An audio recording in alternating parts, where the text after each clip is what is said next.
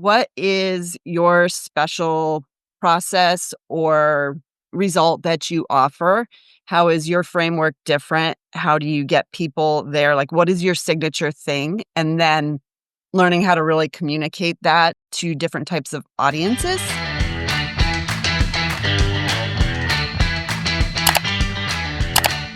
So I have Janelle Harlan here to talk about how she booked a client directly from a visibility op. And it is kind of fun because I know how nervous you were with your first couple ops. And I remember my first speaking opportunity and how over prepared and nerve wracking it was for me. But tell everyone what happened in your story. It's funny. So yeah, I've done a couple of podcasts. Two of them were with Emily. My very first one was with Emily.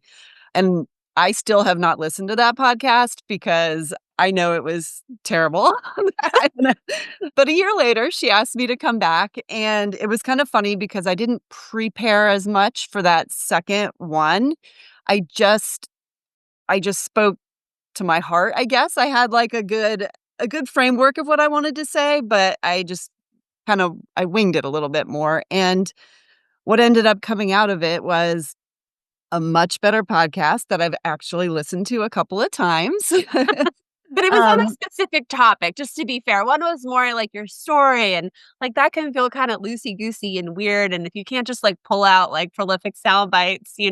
But the second podcast we booked was about your service in particular, right? Yes, it was actually about the email marketing and the customer journey and, better segmenting and having just a more relevant, timely customer journey based on using tech.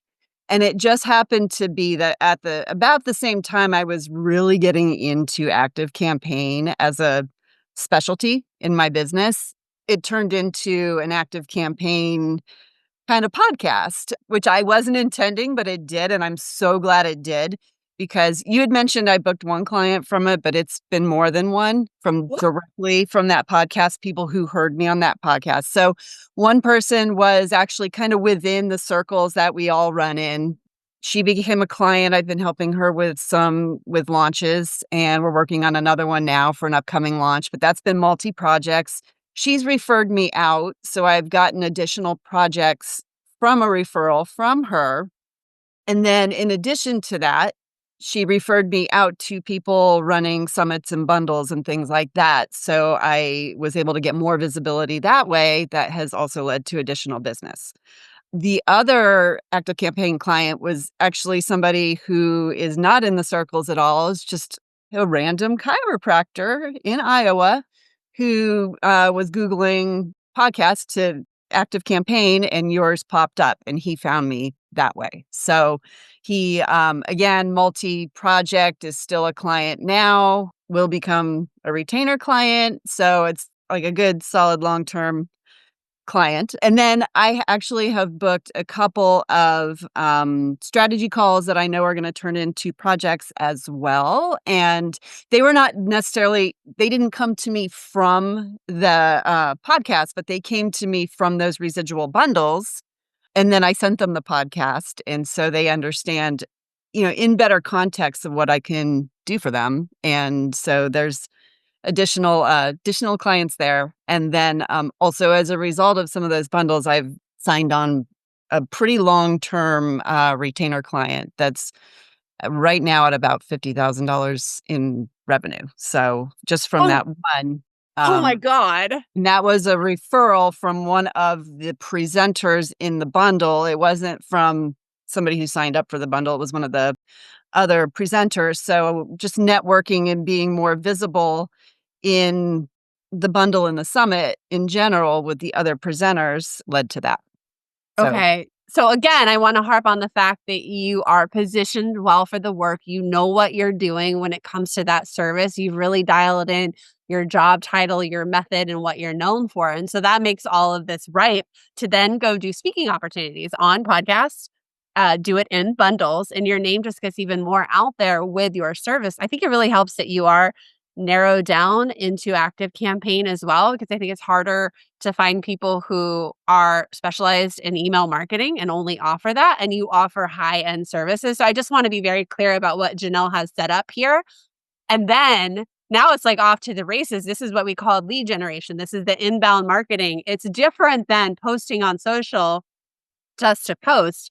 It's strategic marketing assets. I know for our particular episode, it is a good SEO title. It's a searchable title. It has what you do in the title Mhm. and then in the show notes so that people can discover you and find you and then book a call. This is lead generation. This is so much better than that prospecting that we talked about, where you just send a cold pitch to somebody who doesn't even really want your service. Right. So, what would you say to somebody who is thinking about how to do this for their business or to book it? I mean, we talked about some of the front end work you have to do for this opportunity. Yeah, it's funny you say that because I have not done what I could do with this, and it's gonna be a big push for me in 2026. So I have some other pieces of the pie I need to get in place first. To be completely transparent, I'm super booked out. So, Good um, problem. trying to come up with like a one-to-many solution or a way that I can handle more projects and then really go after additional podcast opportunities in 2026. I've done a couple of little guest teaching spots, and I've got another one lined up for early next year for that too. But I would say, yeah, first it's, what is your special process or result that you offer? How is your framework different? How do you get people there? Like, what is your signature thing? And then learning how to really communicate that to different types of audiences. And I mean, I don't have a huge audience myself, but when you partner with others who do, you don't necessarily need a huge audience. I think it's partnering with people who make sense with what you do. I always approach it too very much as how can I help their audience? How can I help my clients? And I know that's resonated throughout this call. It's about them and what you can do for them. And then showing up and doing a really great job so people do refer you. I think the thing too is to not be scared to put yourself out there. Like Angela said, I don't love public speaking. I'm pretty introverted actually. I very much enjoy one-on-one conversations and deeper relationships. For me to have, be on camera and speak, I almost threw up on that first podcast interview that we had. I You was were nervous. I have to say you were nervous and I could Yeah. tell.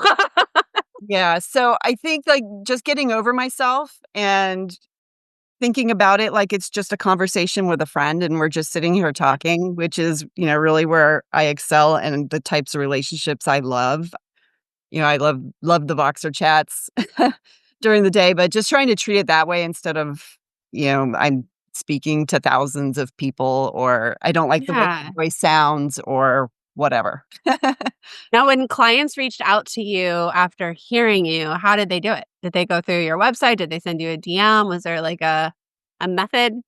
One, I had already, actually, the relationship started on Instagram, and so she reached out to me, and we just kinda started chatting, and she started joking about, "Oh, well, I need to hire you," and I'm like, "Well, let's talk about that," and so that was one. The other was just it was through my website. My, ActiveCampaign project contact me for schedule a call to talk, so it came through there, and I was like at first, I'm like, "Is this legit?" And then, so I Wait, is this it too was good to just be an true? interesting, like, some random person, and then during the discovery call, the camera didn't even come on, so he didn't have his camera on, so then I'm like, "Okay, wait a minute." And it turned out to be completely legit, so, yeah, and since the camera has come on in our client calls, so we're good. Yeah, good, good. Yeah, because that Yeah. could be like, wait, is this a scam? I want to call out that you did Instagram. You had Instagram minimally. So when we're booking guests for shows, we do want to see that you have social, that you will share it. I don't care that you have a big following. And I mean, obviously we knew each other, but you Yeah. do need to have that resume or that landing page to even book that. And so I'm just going to bring you back to the marketing assets, the minimal viable online presence you need to look like an official business owner. You're not going to get booked on a podcast if you don't look like that already. Yeah, and, I am not great at doing social media and being up to, posting. I do well with like I said, the DMs and having the behind the scenes conversations, but yes, you do need to have some kind of presence, so that they know you'll share, and, that's gotta be there as well. So, again, that's, like, why it's my 2026. Good. I think about, like, the first time I did guest speaking, it was Google Analytics, and it was very tactical. It was very simple in a way, like, the audience doesn't know how to do this, and I do, and I am a couple steps ahead of them. I might not be, like, the most proficient Google, analytics person, especially now that it's changed to GA4. I'm like, "Oh," and it's a little bit harder, but it's also better. But just telling myself, like, I knew what I was doing and I could help them really kinda solve that mindset problem for me, so I'm glad you brought that up too. Yeah, and I do wanna mention my first clients. I've been in this business about 8 years now. I've had my business about 8 years. My very first clients came from Upwork. That's where I was for a while, but very low paying clients, and I just wanna reiterate what others have said is once I met Emily and went through UDMA, I was an established freelancer when I went through the course, and then joined the work group. I have since doubled my revenue from what I was making before, and just the quality of clients have been exceptional and really just another level. And, like, the one of the things I love is some of my very first clients I'm still working with, and they're now paying my new rates. Nice. So while it is, possible to get started on something like an Upwork, it's just so much better, like, now as Yeah. a network, with a community. Oh my gosh, thank you for sharing that, and it's a very viable way to get started over there, but I do think you get a lot of, like, turn and burn clients. They Yeah. just want somebody in and out. They kinda treat people more as a commodity, but I've heard of some bigger, names going there to hire because 'cause they're also looking for specialists, so we just gotta get our name more out there. Mhm. Oh, Robin said, "I wish she had found Emily earlier." I get that all Yeah, the me time. I too. get that all the time. I'm like, "I'm trying, I'm trying." Okay, Janelle, thank you so much. Where is the best place to connect with you? My website, janelleharlan.com, or Instagram, Janelle Harlan 1. Okay, cool. Thank you so much.